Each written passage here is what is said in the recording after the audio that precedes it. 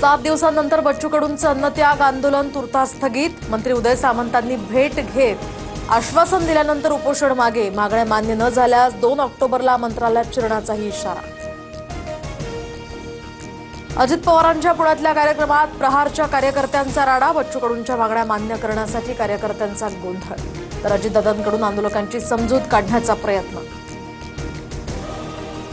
टोकाची भूमिका घेऊन मार्ग निघत नाही तर टप्प्याटप्प्यानं सर्व करणार।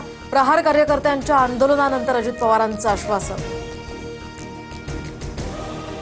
विक्रोळी पुलावरून सर्व पक्षांकडून श्रेयवादाची लढाई, तर सर्वात आधी ठाकरेंची शिवसेना, मग शिंदेंच्या शिवसेनेकडून उद्घाटन, तर भाजप कार्यकर्त्यांकडून सुद्धा उद्घाटन करत श्रेय लाटण्याचा प्रयत्न।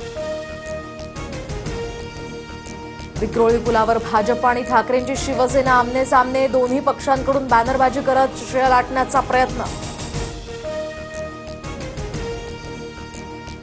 फडणवीसांकडून मुंबई पालिकेचं अभिनंदन करत कोणत्याही अधिकृत समारंभाची वाट न पाहता पूल खुला करण्याचे निर्देश। मुंबईकरांची कोणतीही गैरसोय होऊ नये म्हणून पूल खुला करा, फडणवीसांचं काल ट्विट। सत्तेत